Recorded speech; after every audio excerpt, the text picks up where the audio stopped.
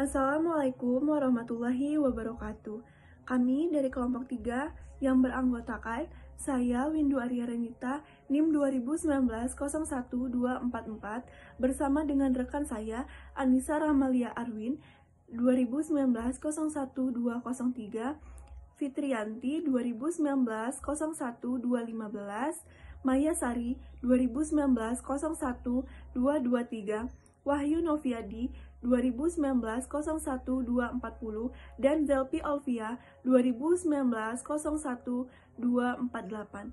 Baik, di sini kami akan membuat sebuah video yang akan menjelaskan mengenai efek tindal untuk memenuhi persyaratan ujian akhir praktikum Farmasi Fisika 2 yang diampu oleh Ibu Rosita Kurniawati, SPD, MSc. Baik, materi yang pertama akan disampaikan oleh saya sendiri mengenai apa itu efek tindal. Efek tindal adalah gejala penghaburan berkas sinar oleh partikel-partikel koloid. Hal ini disebabkan karena ukuran molekul-molekul koloid yang cukup besar. Jika seberkas cahaya yang dilewatkan pada suatu ruangan yang gelap melalui suatu celah atau larutan, maka berkas cahaya atau sorotan cahaya akan nampak jelas. Hal ini juga disebut dengan sistem koloid. Baik, materi yang selanjutnya akan disampaikan oleh teman saya. Sebelumnya, perkenalkan nama saya Maya Sari dengan nomor induk mahasiswa 2019 01223. Di sini saya akan menjelaskan tentang sifat-sifat koloid, di antaranya satu, efek tindal adalah peristiwa penghamburan cahaya oleh partikel-partikel koloid. 2. Gerakan Brown adalah gerakan acak partikel koloid dalam medium. 3. Pendisperinya. 4. Elektroforesis. 5. Adsorpsi. 6. Koagulasi. 7. Diaksis. 8. Koloid pelindung. 9. Koloid liofil. Saya ucapkan terima kasih. Perkenalkan diri, nama saya Wahyu Noviadi, nomor induk mahasiswa 2019 01240. Saya di sini akan melanjutkan presentasi dari teman saya, dan saya di sini akan menjelaskan materi saya yang berjudul tentang contoh efek tindal dalam kehidupan sehari-hari dan kegunaan koloid dalam bidang farmasi. Sebelum saya menjelaskan contoh dari efek tindal adalah efek pengepuran cahaya oleh partikel koloid. Sedangkan contoh efek tindal itu sendiri dalam kehidupan sehari-hari bisa kita temukan dimanapun. Contoh, penghamburan sinar lampu mobil ketika di malam hari, ketika sedang berkabut, dan warna susu yang keruh, dan pada gelas berwarna. Selanjutnya, kegunaan koloid di bidang farmasi, yaitu prinsip koloid diterapkan pada minyak ikan penisilin untuk suntikan salep krim. Selanjutnya, pada pembuatan obat biasanya ada zat-zat yang tidak dapat larut dalam air, sehingga harus dikemas dalam bentuk koloid supaya mudah ketika diminum obatnya. Contoh obat dalam bentuk koloid itu berbentuk kapsul. Sekian, terima kasih atas perhatiannya. Rahmalia Arwin, NIM 2019 01203. Pada percobaan ini, saya akan melakukan pembentukan koloid pada agar-agar, serta penerapan efek tindal.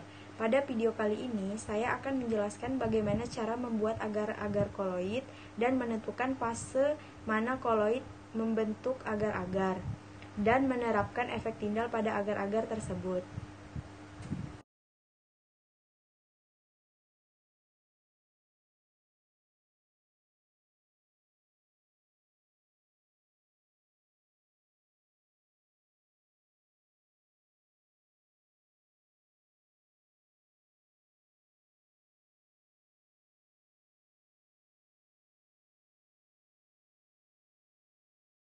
agar. Yang pertama, kita campurkan 900 ml air ke dalam panci.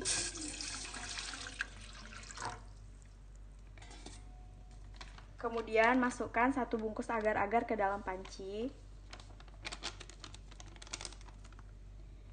Kemudian tambahkan gula.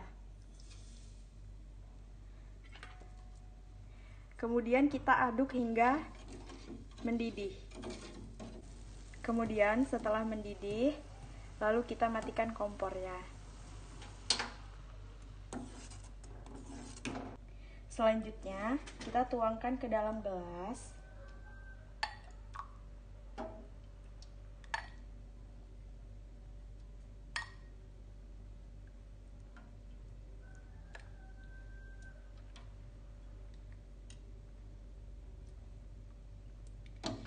Kemudian, kita diamkan selama 30 menit hingga agar-agar membeku. Baiklah, seperti ini agar-agar yang telah didinginkan. Setelah didinginkan tadi, molekul agar-agar mulai saling merapat, memadat, dan membentuk kisi-kisi yang mengurung molekul air sehingga terbentuk koloid padat cair. Percobaan efek Tyndall. Baiklah, di sini sudah ada 2 gelas berisi air biasa. Akan kita beri cahaya. Bisa dilihat saat cahaya diarahkan tidak terjadi penghamburan cahaya karena cahaya dapat menembus gelas. Baiklah, selanjutnya kita ganti salah satu gelas yang berisi air dengan gelas yang berisi agar-agar. Kemudian kita beri cahaya kembali. Kita lihat di sini, cahaya bisa melewati gelas berisi air, tetapi pada agar-agar tidak karena partikel koloid cukup besar untuk menghamburkan cahaya. Setelah melakukan percobaan, dapat ditarik kesimpulan 1. Agar-agar merupakan koloid bentuk sol atau gel padat cair. 2. Koloid terbentuk pada proses pendinginan agar-agar. 3. Walaupun dimasukkan bahan tambahan atau gula, molekul-molekul masih dapat menghamburkan cahaya. Sekian percobaan dari saya, terima kasih. Perkenalkan, nama saya Fitriyanti, 2019-12-15, saya akan melakukan percobaan kimia, yaitu sistem dispersi koloid. Jenis koloid yang digunakan adalah minyak zaitun. Alat yang digunakan adalah gelas kaca bening dan senter. Bahan yang digunakan adalah minyak zaitun. Ini percobaan dengan menggunakan minyak zaitun, yaitu dengan fase terdispersi cair, fase pendispersi cair, dan sistem koloid emulsi.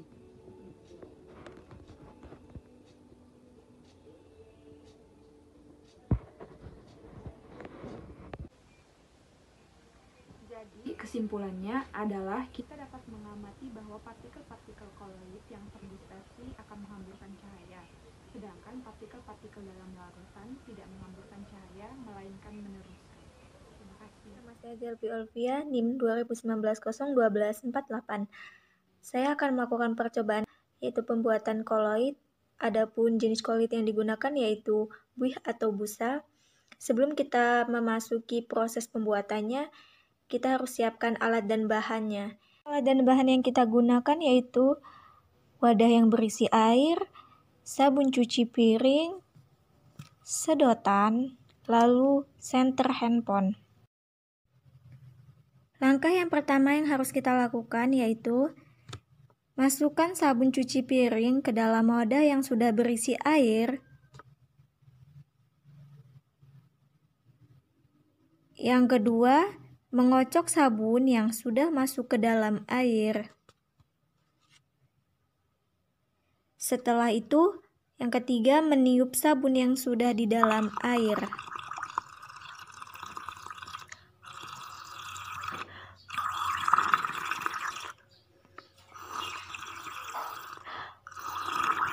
Nah, mengapa bisa terjadi buih seperti ini akan dijelaskan. Dari percobaan tadi dapat saya jelaskan, buih adalah koloid yang medium fase terdispersinya yaitu gas, sedangkan medium fase pendispersinya yaitu cair. Zat cair yang digunakan dalam percobaan ini adalah air yang terdapat di dalam wadah, sedangkan gasnya yaitu dari yang kita tiupkan ke dalam air melalui sedotan.